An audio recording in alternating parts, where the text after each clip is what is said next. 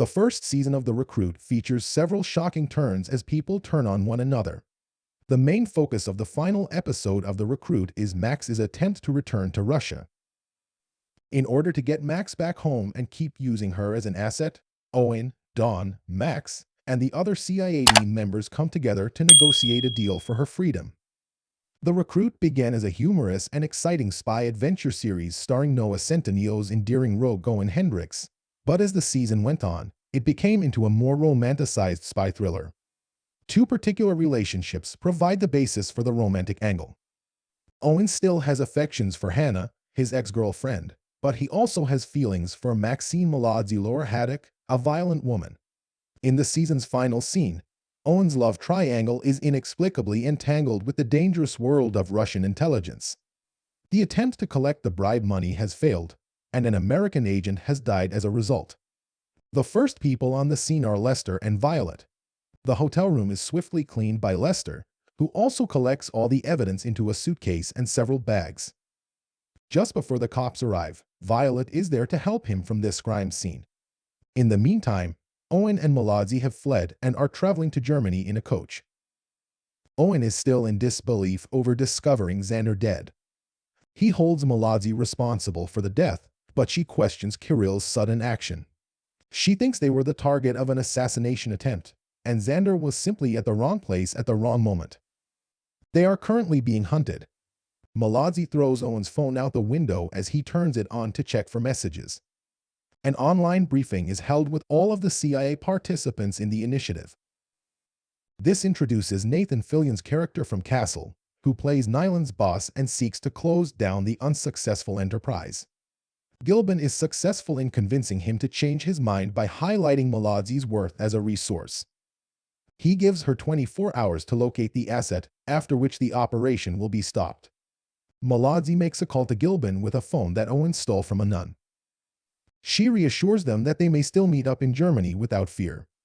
Then, using the phone that he earlier took, Owen takes pictures of Molodzy's notepad. He gives the Russian intelligence he's just discovered inside it to Janus over the phone. This knowledge could prevent the present scandal that Janus and Owen are facing. The two then take a car to Gilbin's base. Along the way, she informs Owen of Gilbin's scheme to steal CIA funds via fictitious assets, providing him with knowledge he might use against her later. They are seized as prisoners and handcuffed when they arrive at the base. After Xander's death, Gilbin no longer has faith in them. Hannah and Terrence discover the crime scene and rush to the consulate to inform Violet of what they have learned. They are concerned for Owen's safety. Hannah utilizes her mother's connections at the White House to learn where Owen is and if he is still alive. Kevin Mills gets told that someone is snooping around when they shouldn't be because of this warning. He challenges Nyland about it. Nyland brings it up in his subsequent meeting and instructs Owen to stop using the radio going forward. Some new information is discussed at this second meeting. They are informed on Xander's death and any potential causes. Then Lester refers to Mart as Nich Kalashin, the woman who made an attempt to attract Owen in the hotel bar and who is undoubtedly involved in all of this mayhem. Gilbin arranges the meeting with Lev while the mission is still active. They drive to this cold site in a mobile operations center-equipped vehicle, where they may use a drone to view an aerial feed of the area. The perimeter is then locked while Gilbin and her warriors go on foot to make sure everything is ready. Molodziy gives Owen a kiss before departing as she is anxious about the deal. Before getting out of the truck to use the restroom, the inexperienced attorney listens to the transaction. When Owen notices a column of Russian cars passing him, he tries to alert Gilbin that they are being ambushed. Lev believes that Molodziy prepared the ambush herself when she receives gunfire. Following that, there is a shootout in which Gilbin and her men engage Lev's crew and an unidentified Russian convoy.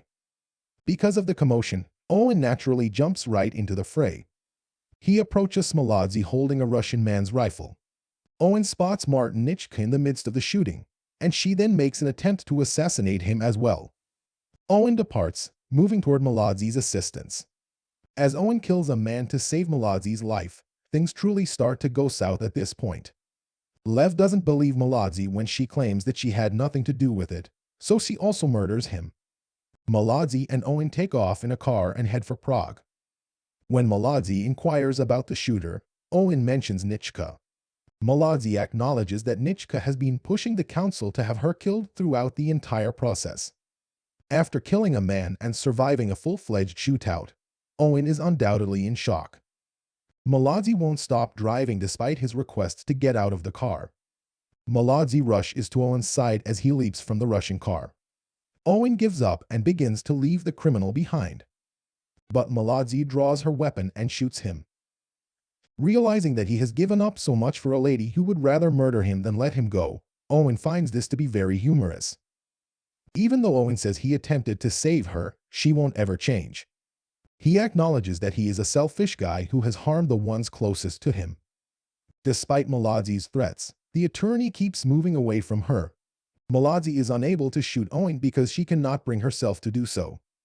How handy that Hannah, whom he phones, just so happens to be in Prague.